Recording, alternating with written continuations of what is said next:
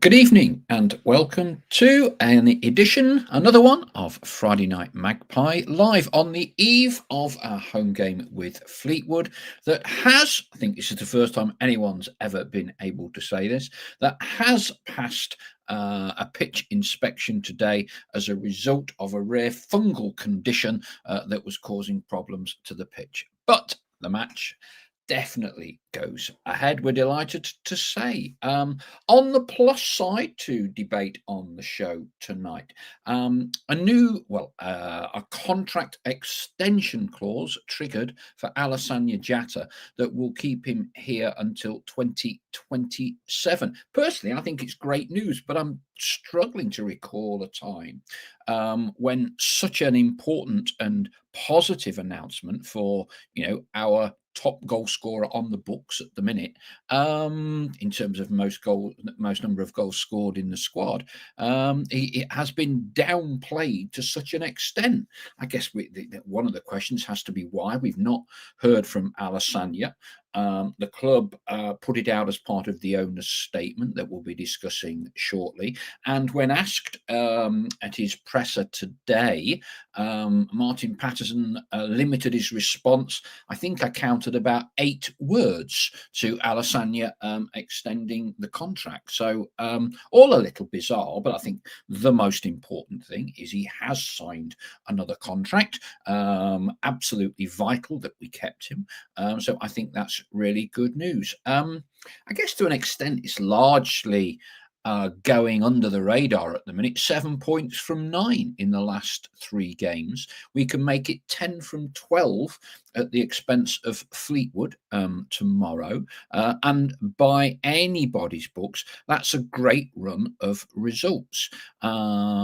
Yet, I guess a little after the defeat at Lincoln on Tuesday, nearly 600 of us were there. I think that's a great turnout, by the way. It may only be 37 miles or whatever it is to Lincoln, but a quarter of the crowd at Lincoln at a League One club.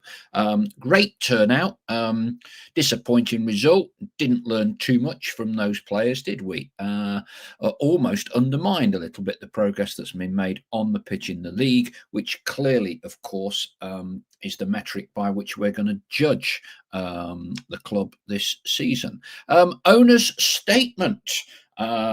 We've been calling for a statement. We've been calling for some words from the owners collectively as supporters. Well, we got a statement. What are your thoughts and views on that statement? I thought there were some very interesting points in it. Some points I think that perhaps didn't go down universally well with fans, but equally the brothers have stated their case. Strongest budget ever put together, i.e., wage bill, I assume that's what it is, since the brothers arrived. Do you think we've got value for money so far from that? They also talked about continuing to have to inject substantial sums of cash. This is something I've mentioned on many occasions. A lot of people jump on this sustainability bandwagon. I think it's very clear from what the brothers had to say that they continue to inject large sums of cash in the form of loans or however they wish to do it every season, and that it's going to be, and they use the phrase long-term objective to become less reliant on income that they put into the club. So despite a lot of the infrastructure that has been put in, the reality is the brothers, depending what figures you believe, somewhere between 16 and 20 million, that figure will continue to go up. What are your thoughts on that? All that and more. I'm sure you've got plenty of other thoughts that you'd like to discuss. Let's get a quick cross section of the message boards, and then we're going to start off, I think, because we want to try and be positive here. I want to start off with Alessandro contract extension. Your thoughts on that? I think it's brilliant news. Okay, brilliant news. But I'm guessing there's going to be quite a lot of conspiracy theories abounding as to why the club appear to have made such a minimal amount of talk and positivity about it. Almost just like slipped out, really. Okay, so let's get some thoughts from the flock at the start of tonight's show. Evening from Richard Elvian and David Dawes. 3 points would be nice tomorrow, says David. Stephen Newton, when I heard about fungus on the pitch, I was hoping we get a new number 9 in after all, maybe a Moldovan international. Evening from PJ Defiance.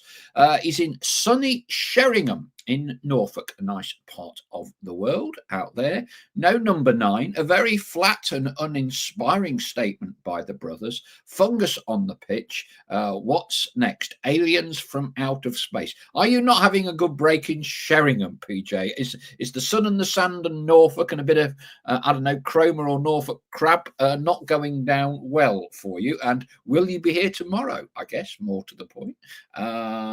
Richard Elvian, Jata and Dennis to start tomorrow. We'll be discussing thoughts on team to play Fleetwood. Evening from Tim Watchhorn. Dennis and Jata to start, please.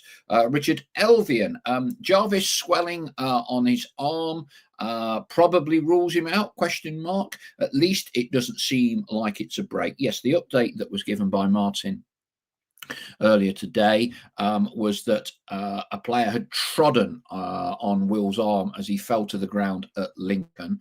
Quite a bit of pain, quite a bit of swelling, had an x-ray, and while it's not totally conclusive, the intimation from Martin in the press today was that they, inverted commas, maybe got lucky and there's not a break. Kenneth Pointer, evening from Royston. All the fungus is aligned, says Royston. Evening from Kay. Donny Pie. A lot in the news this week about money in football. Interesting comments from Nigel Clough. £1 million strikers in League One, spending in Prem compared to rest of Europe. Money worry. Don't think it's going to change anytime soon, Donny Pie. Ultimately, these things tend to filter down and out from the Premier League. And unless you are ever going to get compulsory salary caps, I don't see you're ever going to fundamentally address it, particularly, and this is kind of a debate that we've had before, we'll have again.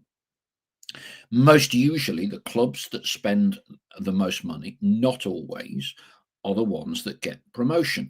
You look at Mansfield, John Radford spent an awful lot of his personal money. We were at Lincoln on Wednesday night, Clive Nates, a lot of money has been put in. And we will also see at Chesterfield, sadly, the gentleman that has bankrolled Chesterfield to an extent recently sadly passed away. I believe there's been provision put in so that money can continue to support Chesterfield. But if we look at those 3 clubs who are all our near neighbours and historically would not be on the same page as Notts over the last 20 to 30 years, they're all doing better than Notts at the minute, and clearly they are spending not inconsiderable amounts of money. So I take the whole debate about sustainability with a little bit of a pinch of salt, if I'm honest with you. Nigel Cameron, he wasn't too happy by the owner's statement. Half empty statement for me by the owners. Only positive performances and results will do now, as it ever was, Nigel. Richard Elvin, would any of the players on Tuesday make the squad for Saturday? For me, I thought Scott Robertson did what we know he can. The dilemma for Scott has always been, can he maintain fitness levels, injury levels for him to play regular games? And I guess the same would go for Lucas Ness. Be interesting to see whether either or both of those are involved in the squad rather than the starting 11, which I suspect won't be showing too many changes other than the obvious no Jody Jones and I think we'd all like to think, wouldn't we, that Jata and Dennis will be starting at home on Saturday. We was never going to get a number 9, says Royston. Can players only adopt their team numbers as is and not change them? Says Richard Elvian. You can change your squad numbers at the end of a season. I'm not aware you can fiddle around and change those numbers during a season. So once you're registered with a number, I think you kind of have to stay with it. Not 100% on that. Richard Sharp. Clearly, Martin Patterson is not happy with something. Get the impression he'd have preferred Jata to go. No, I didn't get that from that, but by all means, and get a replacement, as he's really struggling to sound happy about it or give him praise on Saturday. Steve Geldard, evening. With no Jody tomorrow, we should start with Dennis and Jata up top. Let's go for it. I suspect that is a very positive and a shared view among the Notts faithful. Evening from the county vlogs. Tough test against strong opposition, but hopefully a massive 3 points. Hi from Elvis Bott, and Steve Geldog goes on. Budget from owners down to squad size. Need to clear some out to bring quality in for January. Yeah, and Martin was alluding to that in his presser today, saying that although the transfer window had shut, this did not preclude getting players game time, which the clear intimation there is that they're going to be loaned out, most probably as there is no transfer window as such for the National League. Dave Hartshaw, I think he's going to make some cryptic and humorous comments about the pitch shenanigans. You know what they say about fungus? Always kept in the dark and fed on, is that natural sunlight or something? Said light, heartedly listening to what other fans say when they don't seem to fully read what's written. Not sure I understand all of that, Dave. Probably down to my eyesight as much as anything else. Thoughts on Curtis? Curtis Edwards being let go. And he says, I will be travelling back tomorrow morning. So no to being at the game. Oh, I thought I was going to say he would be back for the game. All right, let's talk Jata. I mean, how pleased are we all? I expected it to be universal acclaim. I expected the club to be shouting it from the rooftops. I expected Alessandra to be giving an interview. I expected Martin Patterson to be waxing lyrical, and kind of none of the above, which I do find all rather strange and all rather bizarre. I'm not exactly sure why. I mean, to put this into context, the extent of the club talking about this was in the third paragraph of the statement that they released. We have confidence in their replacements and have also retained the likes of Alessandra Jata, who is now committed to the club until 2027 after we triggered a clause in his contract. We wish him every success for the season ahead.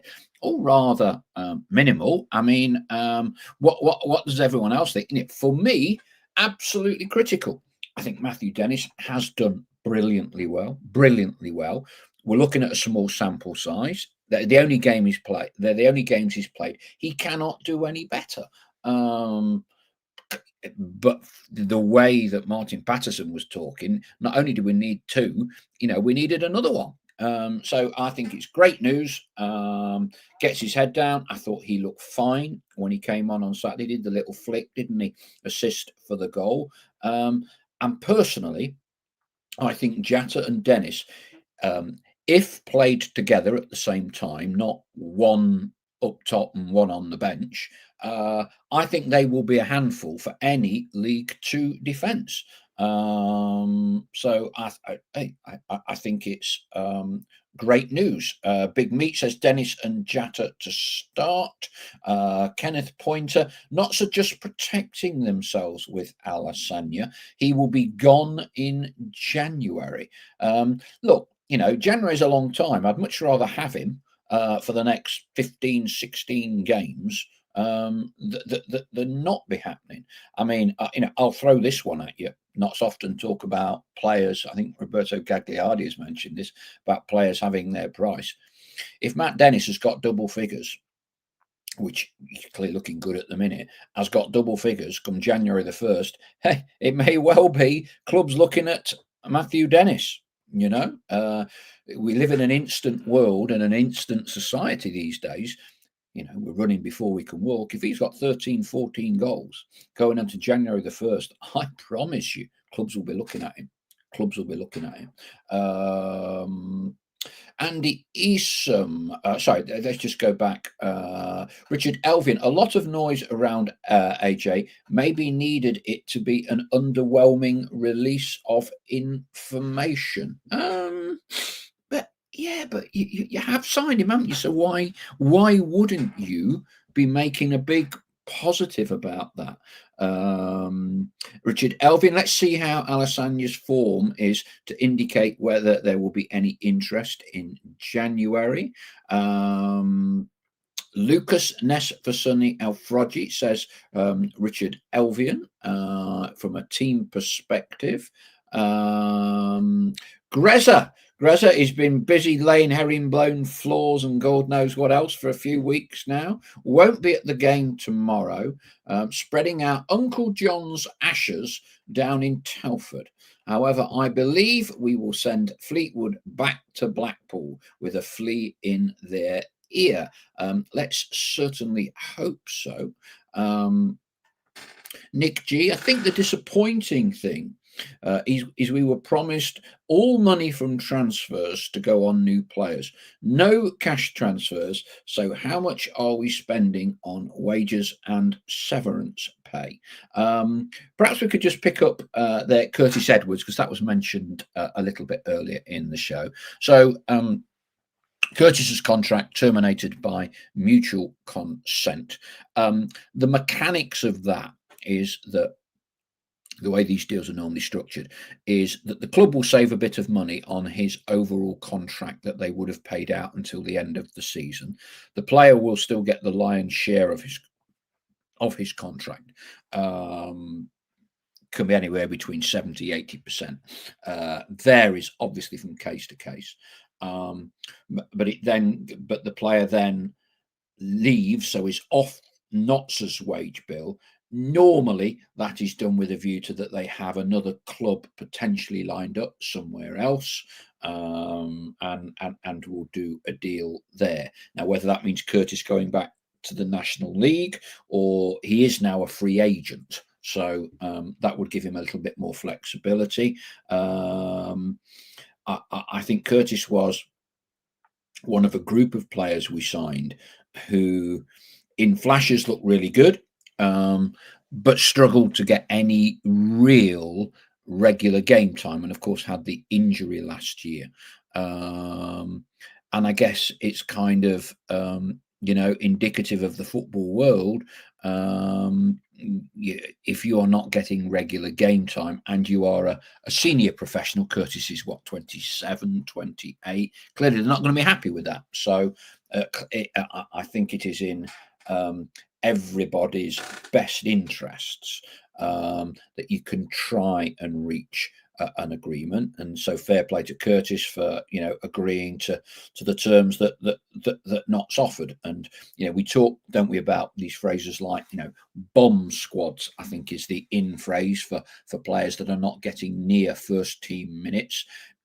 Knott's have got a reasonably sized bomb squad, I think, at the minute, and probably need to move on several more players. Let's see where we get on. Now, I'd not seen this, but Stephen Newton and Atrophis saying that he's joined Gateshead today. I was wondering whether Curtis might go to somewhere like a York, but I think Gateshead is a decent move for them. They're a relatively successful club in National League, so we wish him all the very best. with what it looks like to be Gates ahead. Richard Sharp comes across at a tangent. Stumbled across an old interview of yours with Trevor Christie last night. Loved it. Great player, top bloke. Loved hearing about my favourite ever Notts team. Glad you enjoyed it, Richard. I mean, there is a whole bank of these, depending how new you are to watching these shows. That when in the early year out, first year out of COVID, did quite a lot of those. Ian McCulloch is a great one. You might need a bit of Scottish subtitling to understand all of it. I think I understood about one word in about four, but it was very good. From that era, we had Radi Avramovic as well. Radi was really good, really good.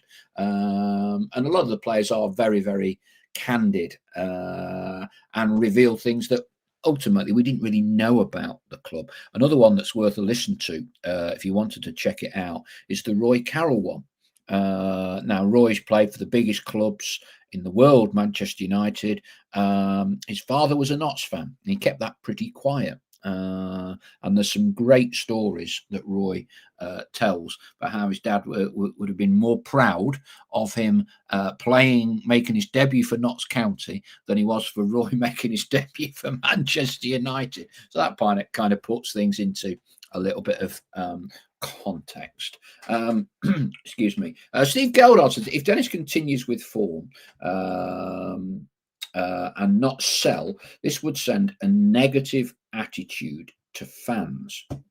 I mean, there's always this challenge and this balance that the owners appear to be making it fairly clear that they would always be prepared to sell players if a valuation is met, as opposed to the archetypal chairman banging their fists on the table. This player is not for sale at any price. He is too valuable to us. I think that the approach of the brothers is very different.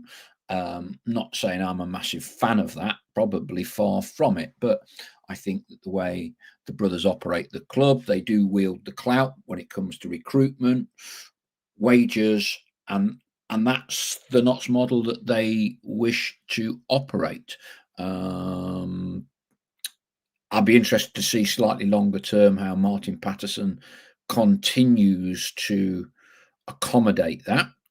We heard, didn't we, about I think the buzzword was alignment. I mean, you tell me, everyone on the flock, do you think Martin Patterson is aligned with the approach, is aligned with Roberto Gagliardi?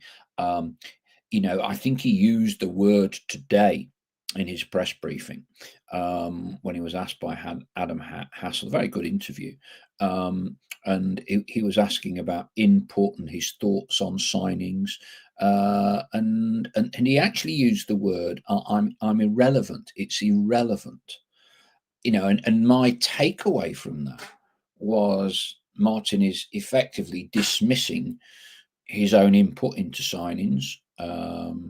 Doesn't really, the inference is it kind of doesn't seem to matter what he thinks. He's not necessarily going to directly influence that. What do we think of that? Personally, I think Martin Patterson, as a person, as a footballer, as a manager, is about as far removed as you can get from the previous incumbent, Stuart Maynard. Now, I don't know whether the brothers thought that they would be getting another not dissimilar type of Stuart Maynard. I think as characters couldn't be more different. And I don't actually necessarily think it can be a major issue. I don't think it's any secret. If you look further at David Moyes, I think just about any manager or head coach that's worked under David Gold and Karen Brady at West Ham would say they're very happy with it all. But the manager, the head coach, gets on with the job, focuses on results. And for me, Martin is kind of just getting on with it. He's got 7 points out of 9, which I think is great in anybody's books after some of the pressures and the challenges that we've faced and being without Jata. So I don't think he could do much more in the last 3 games than get 7 points out of 9. Um, whether this group of players as a group is as good as last year's, or he has as many tools, I'm not so sure that he has. But look, he's getting his head down. He gets the results, everything is fine, but you do worry a bit that there could be a collision course not too far away if and we've got a tougher set of fixtures coming up at the minute. We've got a tougher set of fixtures. If those results slip back so that we stay in a bottom half position, I'm not quite sure where things all ends up, and how much harmony there is. But for me, you want my honest opinion, I don't think there's a great deal of alignment at all between head coach, director of football, uh, and the owners in terms of recruitment policy. I really don't. I really don't. For me, that makes the job harder to get promotion this year, but it doesn't mean you can't do it. What are your thoughts on that? Hang on, let me go and get some more messages. This is, I'm multitasking. As we all know, the male of the species isn't very good at that. PJ Defiance, which players are in Knotz's bomb squad then?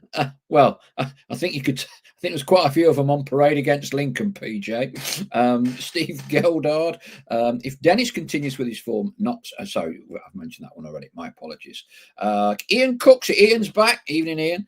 Keep selling our best players and them not being replaced will only end in one way. And this is when I talk about alignment. One of Martin's throwaway lines, you don't sell your best players. I want to keep the best players. Again, alignment, not so sure.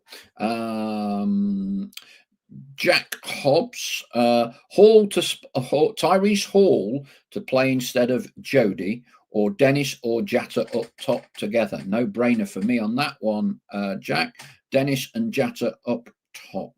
Would like to see Hall have a run out in the league. Clearly an advocate of Tyrese. What were other people's thoughts who saw Tyrese on Wednesday? The club and Roberto certainly praised him to the hilt as the next Glenn Hoddle when we signed him, so no pressure on the lad. The Alasanya's agent very quiet, says Nick G. Ian, all bar about 2 clubs in the world sell their best players. Pleased that our best players are worth anything these days. Sorry for being late, says Gazali. You are forgiven. Richard Elvin, I think Martin would take the decision. Making off on a different tangent without the technical board. Steve Geldar, great squad back then. Wish we had Didsey now. Ian Cooksey, Martin being successful will keep both him and the director of football in a job. But if Martin fails, he will be the only one to carry the can, despite how bad the recruitment has been. Steve Galdar, can't keep selling best players and expect promotion. Gazali, a bomb squad, question mark, needs a firing squad. Greza Maxwell, Greza. I watched Stewart's first interview with York. His he's put, I'm thinking your predictive text let you down. It's gone. It says his dementia seems totally different. I think, Greza, you mean demeanor. I'm guessing his demeanor seems totally different. More tougher and more determined. Wish him all the best. An absolute top man who I've met many times. Big Meech, Tyrese looks great. Ian Cooksey, the owners are talking about the 11 signings. 5 of them are on loan. Of the other 6, 2 of them have never played league football. So it leaves Roos, Norburn, Dennis and Bennett as our major signings. Donny Pye, I like Martin. He protects his squad very well. He would still moan if we signed Isak up front and Pickford in goal. For that reason, I respect him. Big Meech, interesting to hear Martin Patterson's comments about a third keeper. Yeah, there was a kind of an allusion to maybe we can still get one in from somewhere. Don't know if you saw an interview that Tyler Miller, the American goalkeeper from the MLS, who was on loan, didn't play for Notts last season. He's ended up at Bolton, and he did an interview for the Bolton paper that I was reading the other day. And Tyler said that he had been reapproached by Notts in the summer to come and sign for them. Doesn't make it clear in terms of the chronology of whether Calaruz was already here, or whether he was meant to be a two to Calaruz, or whether before Calaruz. Don't know, but he said it felt better and more right for all concerned that he went to Bolton. So, but certainly from what Tyler is saying there, and no reason to suspect it's anything other than the truth, that he was approached by Notts in the summer to come back and be a permanent signing. Right, what else have we got? Gazali, you've been smoking those pitch mushrooms, pal. He asks of Grezza. The amount of abuse you used to aim at Stuart Maynard. Keep it down. Come on. Gary Phillips. There seems to have been a shift in transfer policy. No thought of any future transfer value. Paul Mantle, evening all, just joined the party. Easy 3 points on Saturday. I don't think they'll be easy, Paul. From what I've seen, Fleetwood have been pretty effective this season. Certainly garnered more points than us so far. I suppose we still think of them as a non-league club, don't we, 10 years ago? But they've done pretty well for themselves. Gates dropping might change a few minds, says Tim Watchhorn.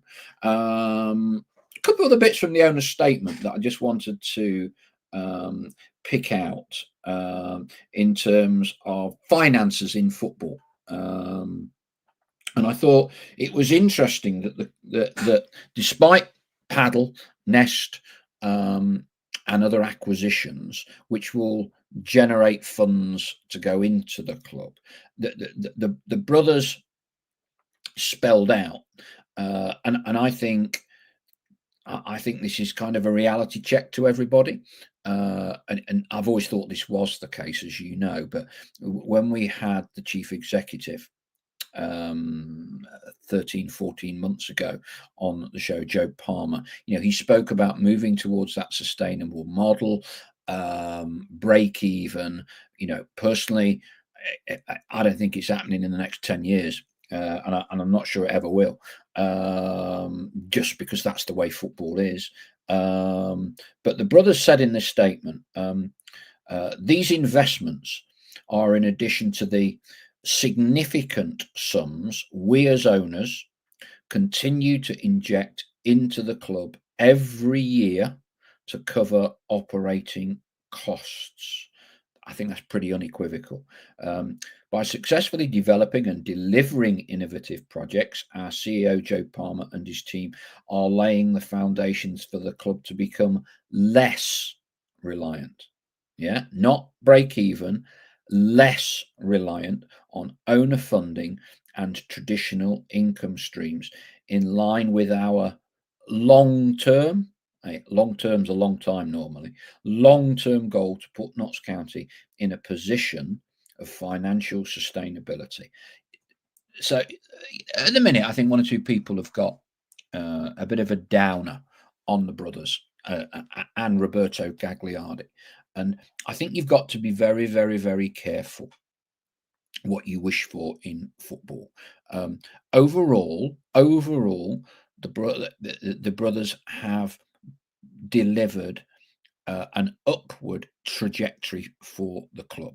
I don't think you can, in any way, shape, or form, compare the achievements of the brothers so far to a Derek Pavis. He took the club into the top league and built an entire new ground. We're getting carried away because we convert a warehouse into a pub at the minute, or I think some sections of our fan base are.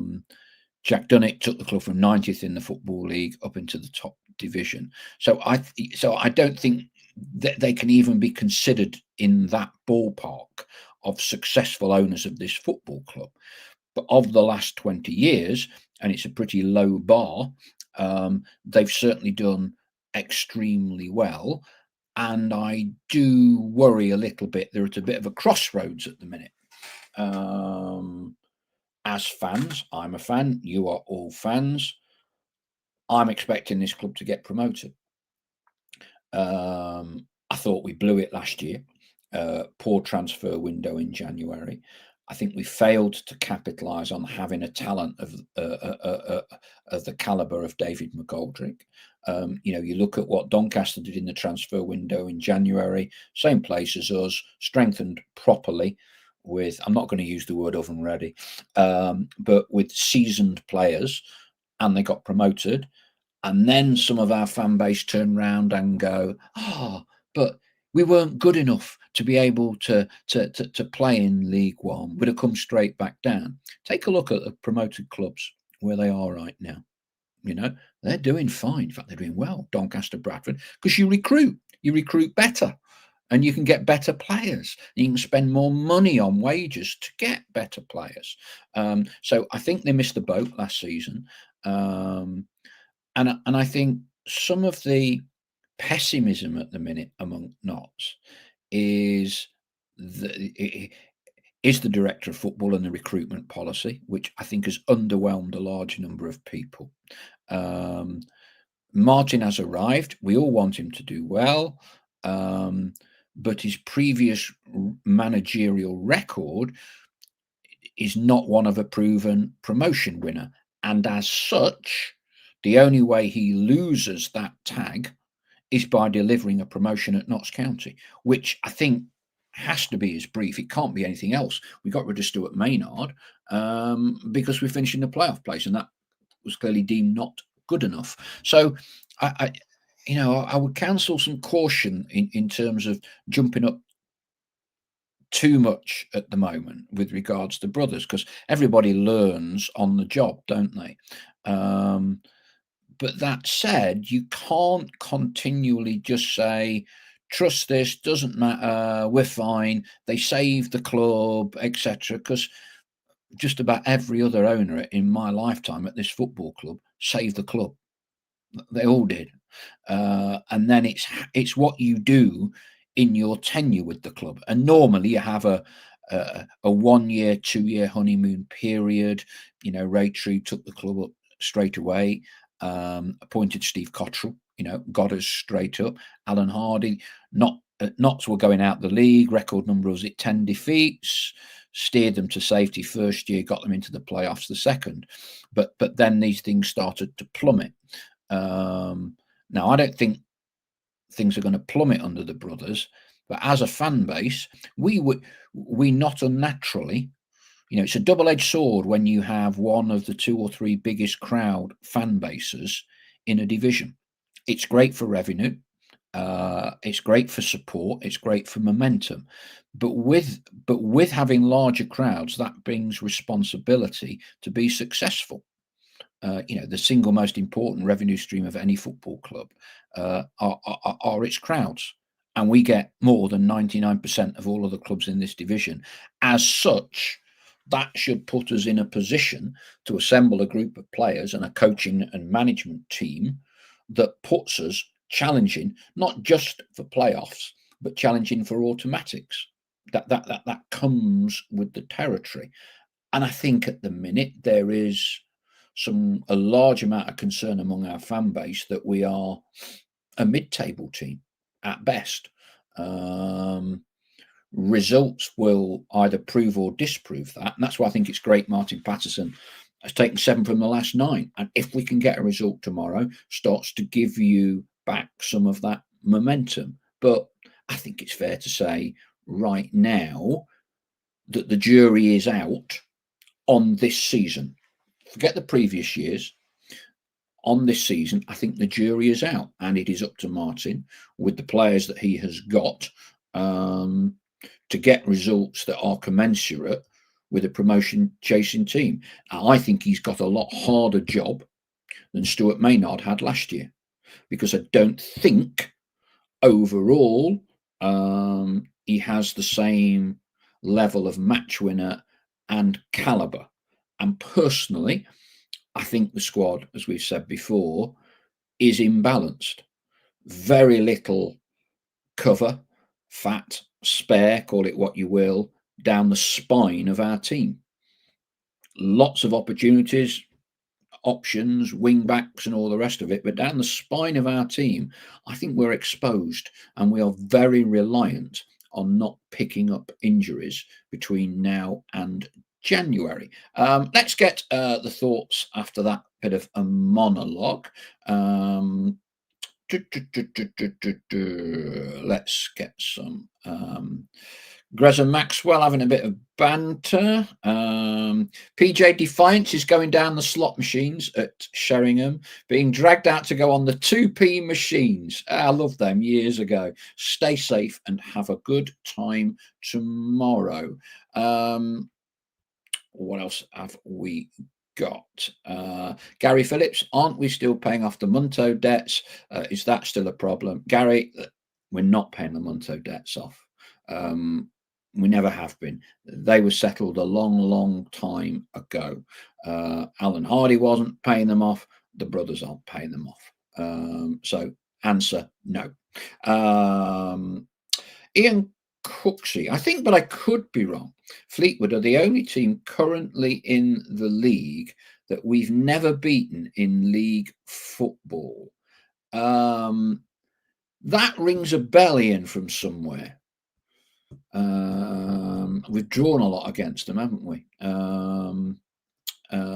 Steve Geldard, agree, more workman-like team suited to League Two, I think.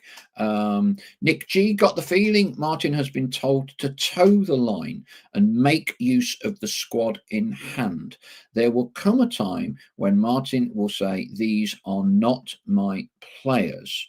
And ultimately, when we talk about alignment, Nick, that is always going to be the case, where a head coach has such a minimal input into the choosing of players.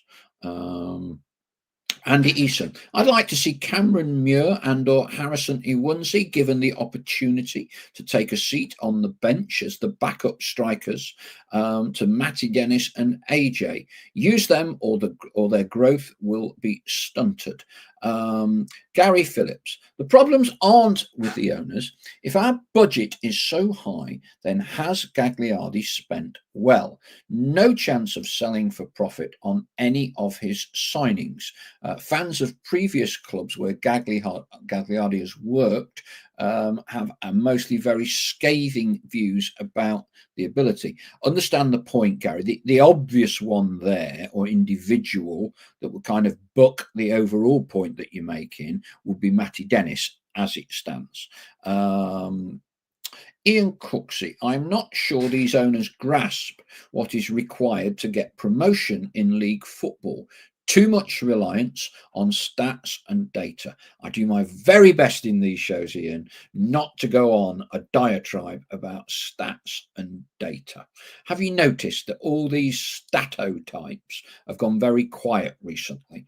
And have you noticed none of these statos are proudly saying our possession means you normally win football matches? Did I see somewhere, Ian, that we had 60% possession against Lincoln?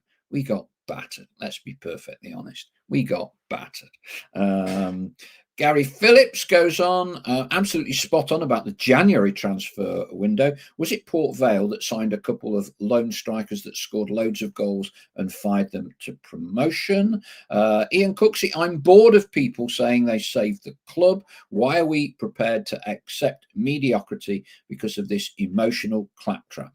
That Ian did write that. I could have dictated it for him, but Ian did write that. I'm totally in your camp, Ian, on that one. Gaza Lee, good interview on Talksport today with Hugo Monya. He stated data in rugby can be, yeah, I've heard this phrase, can be paralysis by analysis or overkill. Didsey said the same. Indeed, he did. I'm going to not go down this route tonight, Gazette and Ian, just because I'm sure at some point in one of these Friday nights later in the year, I'll have to have a go on data and give you a few insights and thoughts on it all. So I'll keep my powder dry. John Parnham, evening, John. I think that Martin will be expected to improve every player in the squad and therefore won't need extra signings. The brothers' statement emphasises the 11 players already brought in. Nick G, we could always sign the old matchday announcer as backup keeper like Dorking have. Donny Pye, well said, Mr. Mace, not sure what that was. The brothers put money in, do what they think it is best. It is now up to the fans to get behind the team. Negativity is very contagious to all. Ian Cooksey, Paul, is it true that Gerard Piqué was close to buying Notts before the brothers? If so, his alternative investment in FC Andorra has not done too bad. Spanish 5th division to 2nd division. The short answer to that, Ian, because I mentioned it briefly in the book Magpie Redemption that I did, I can't honestly tell you. Alan Hardy will tell you that he did speak with Gerard's representatives and that there was not enough time to complete a deal as the money ran out for Notts and the deadlines were being set by the National League. Now, I was loath to kind of go big on that story because, normally, my old journalistic training, you try and get two sources for everything. If you can get two sources, that gives it a much more accurate, if you like, you're much more confident in the accuracy and veracity of the story. So I did try and reach out to some representatives, agents of Gerard Piqué. Unfortunately, I couldn't basically get to speak to the right person to find out whether their interest had been genuine. I'll somehow or other further down the line try and find out, but I wouldn't really want to, if you like, trust entirely without corroborating evidence Alan's claim that Gerard Piqué were in for Notts. But certainly an interesting story. Where is this so-called doctor we have on board, says Nick G. Ian Haywood, evening all. Greza Maxwell,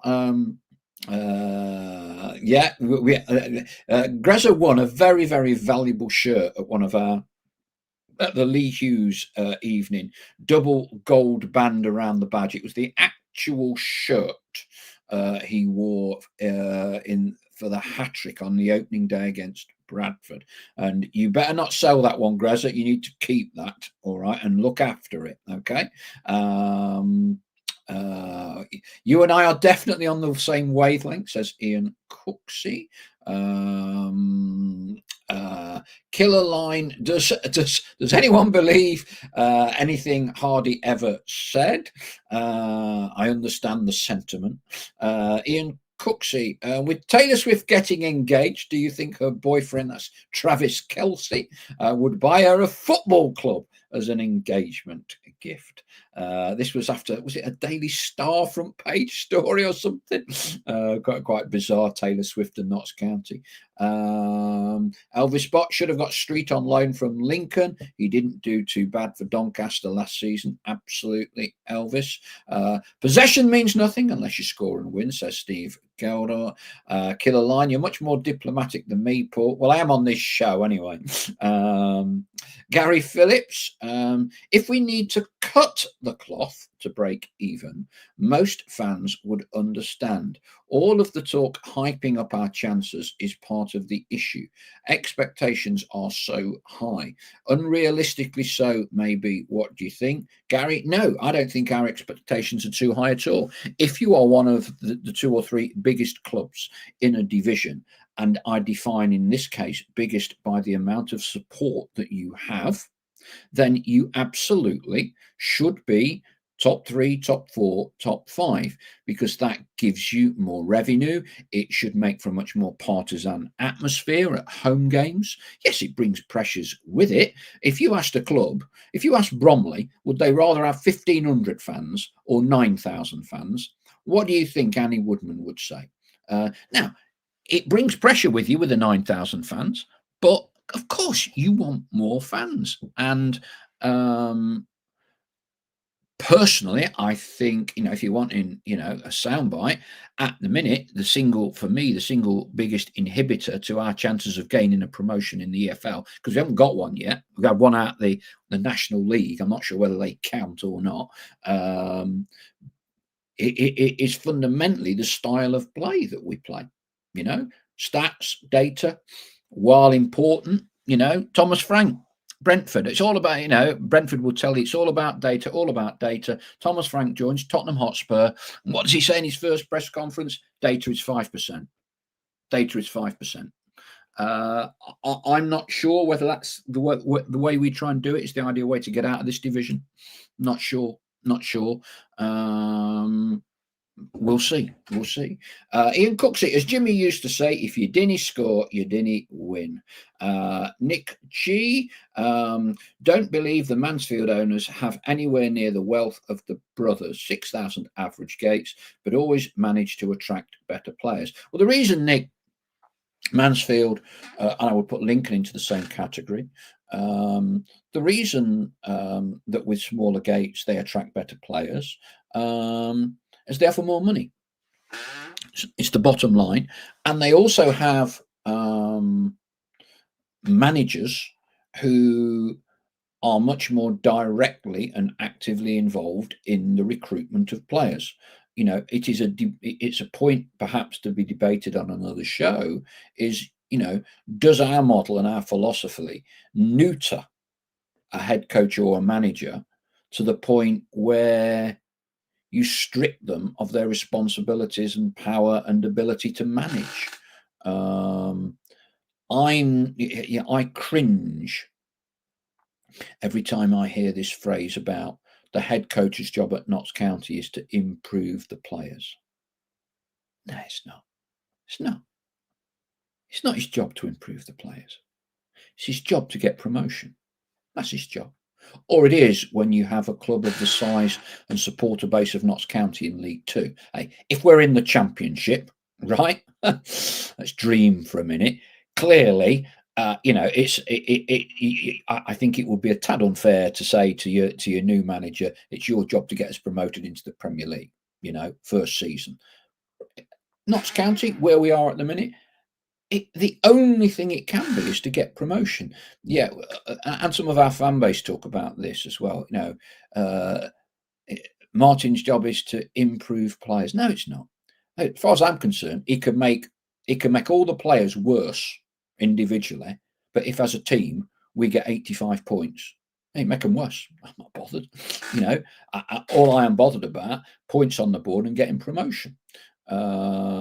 So it does make me cringe, and I really struggle when I see phrases like that. We're in the business of getting promotion out of this division. Accept it and embrace it and deal with it. In Cooksey, in league football, we've been promoted twice in 27 years, which is an awful record. It is. A lot of that period has been the club has not had any money and had a very low supporter base. The reality under the brothers is we have a very high supporter base and we have a lot of money. So, that's why I don't think it is unrealistic for us to be championing promotion with the current regime and setup that we have. You know, what the old days of the trust. Trust had no money, money in, money out, live a hand to mouth existence. We don't now. We don't. I think everyone would accept the owners have done very, very well for the club. Um, He'll never get any credit for it now because he got the club relegated. Alan Hardy re-energised the fan base. You know, we're getting 8,000-9,000 the year we dropped out of the league. So for 6 or 7 years now, you know, we have had crowds of between 8 and 10,000, which at the levels that we are playing at puts us in the top 5%. And I think as such, it is then realistic to expect to be challenging for promotion. Jody says Andy Esom only got 15 to 20 minutes as a sub for Malta in Lithuania last night. Gary Phillips, if you stick rigidly to any style of play, you become predictable. Sides know if they press us, we may give them a goal. It's all about adaptability and being as unpredictable as possible, and also being able to combat a changing tactics from our opposition too. Donny Pike, can we all chip in for a can of WD-40 for my chair? Does squeak, doesn't it? Yeah. Mansfield wouldn't pay what Crowley wanted, said Michael Fido. No idea if they did or they didn't. All I know is they're a League One club. Fair play to them, you know. Killer Line, I absolutely love the owners and what they've done for my club. Eternally grateful. However, I do believe they on occasion try to be too clever and overcomplicate matters. I did sense frustration in their statement. Ian Cooksey, without being patronising, this is an age thing. You and I are realists and have seen the whole spectrum of this club and its capabilities. Most fans have never seen Notts above Division 3. And I absolutely understand and respect that, Ian. But I do believe and this is credit to the brothers, they've created an environment, supporter base, momentum within the club that means we should be getting promoted. I'm sorry, I really do think we should. If you look at Wrexham and Stockport went to National League North. Okay, that's what, you know, they dropped out of the National League to National League North. They got an owner in who knew what he was doing, spent a lot of money, and they go, oh, Stockport spent a load more than Notts. Well, Notts, you know, the owners spent best part 20 million quid since they came in. They got one promotion out of the National League so far. Okay, so hey, we ain't done it on a shoestring, whatever you might think. But I think one of the huge differences that Stockport have done, and I think Wrexham, they have prioritised the appointment of a manager that they view as the single most important appointment that they make. They had to work very hard to get Phil Parkinson to come in. He was quite distrustful about the whole media circus. They went after him and they got him. Stockport to fight quite hard to get David Challoner out of Hartlepool, but they got him and they backed him. And the success they have achieved, yes, has been funded by substantial sums of money, but there's a common thread. There's a common thread, as there is with Nigel Clough at Mansfield, that these are proven managers, okay, that deliver promotions. You know, and the one question that I would love to ask the brothers, and hopefully we get the chance, given the data and the metrics model, why is it that you appoint managers and head coaches that don't have promotions on their CV? What is the correlation with the data that says this guy that got a club relegated, you know, Ian Birchnell in Sweden? You know, what is the correlation? Why do you think this guy is going to get you promotion? That, for me, I think is the biggest frustration I would have with the owners. That for me, they don't necessarily seem to attach a great deal of importance to the head coach manager role. Old school chairman will say to you, aside from putting the money into the club, they had one job to do. One job: find a manager. You ask Jack Dunnett, you ask Derek Pavis, find a manager. And that's what Stockport have done in the modern era. This is not just me going back to Notts County in the 70s and 80s. This is what Wrexham have done with Phil Parkinson. And I think you will find Everton will now go on to have their best spell under the return of David Moyes. Again, down to one person. Down to one person. Are we the Spurs of League Two, says NCFC World. Richard Elvian. I'm not getting all the messages. Are they lagging? Showing is okay here at the minute. Ian Cooksey, the question is if, like you say, we won't be self-sufficient in the next 10 years, I don't think we will be, if you want me to be brutally honest, will this model last? And if they're not going to change their approach, how do you see it ending? That's for another show. I'm more bothered about getting 3 points tomorrow. The fact that Martin Patterson is a head coach and not a manager shows that he has less power and therefore less say, says John. Bean Joe thought Tyrese Hall was good at Lincoln, would like to see him in the number 10 role soon. Gazali, I feel we did prioritise a great manager. Luke would have got us up, maintained the fan base, kept the togetherness within. And the Magpie Redemption Volume 2 would have been released. It would have been. Ian Cooksey, this is what I meant when I said they don't grasp what is needed in league football. Too much reliance on stats, data, and laptops. Gary Phillips, downplaying the role of the manager is a huge mistake. They don't even call him the manager. He is the head coach. NCFC, well, what I mean by Spurs is that we've got backing. We're creating money. Though, are we jeopardizing our push for promotion, winning the league for this sustainability model?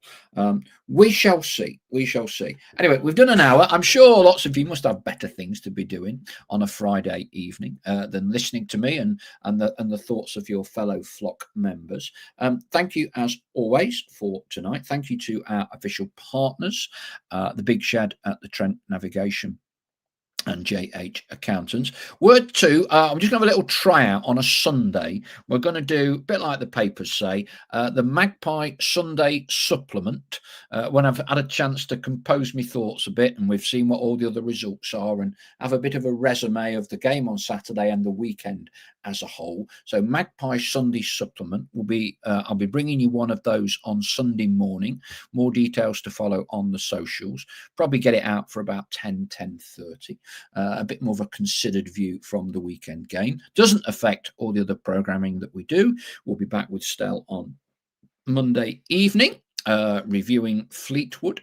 As I say, the game is definitely on. I did try to have a quick sneak peek at the pitch today, and from what I could see, there looked to be a bit of a part of it where it looked a bit yellow or something, but nothing. You know, you're not going to see a ploughed field or anything like that. Don't worry. You know, I think Martin made this point. It has no bearing on the club's preparations for tomorrow. I think on that note, thank you very much for listening in and watching tonight. Thank you for your comments as well. I'm just looking back. Yeah, I noticed this. 28 quid at Crew. Jeez. I mean, who are they? That I guess is supply and demand of a football club. That has a huge homestand that's a quarter full, a big away end that they can shove as many people in they want in his very primitive conditions, if it's anything to go by. I mean, how they get a safety certificate, I do not know. For when you come out that sort of low level seats and drop down them steps to the toilet and the T-bars, I mean, I don't know whether it's changed or whether it's going to be all much better this year, but 28 quid for that, disgraceful. But I'm sure I, like most of the rest of us, will be, well, either will or have paid the £28. Ian Cooksey likes the blogs and vlogs. The Reverend Mace on a Sunday, says Gaza Lee. Any news of the Raddy evening? Yeah, we've had to be moving things around because of Ruddy Forest, because we like to do it on a Thursday, but of course, bloody Europa League, isn't it, with Forest? So more to be finally revealed, but the plan is Friday evening, October the 24th, which is the night before the home game with Cambridge. Hopefully everyone can make that evening with Raddy, and then I'll be taking Raddy along to the game as guest of honour for the game on the 25th. So pencil that down. Friday the 24th. I was speaking to Raddy earlier this week. He's very pleased because he has received an invite from the Serbian FA. So he's one of the principal guests for the Serbia-England game in Belgrade next week. So keep an eye out. You might see him. You might see him there. That's it from me. Thank you, as always, for watching. See you all down at the lane tomorrow. The game is definitely on. No issues. Sunday supplement on Sunday. We'll be doing the vlog straight after the game as well. And Stella and I will be back on Monday evening. Thank you, as always, for your participation. Look forward to catching up with you soon. Cheers for now. Bye-bye.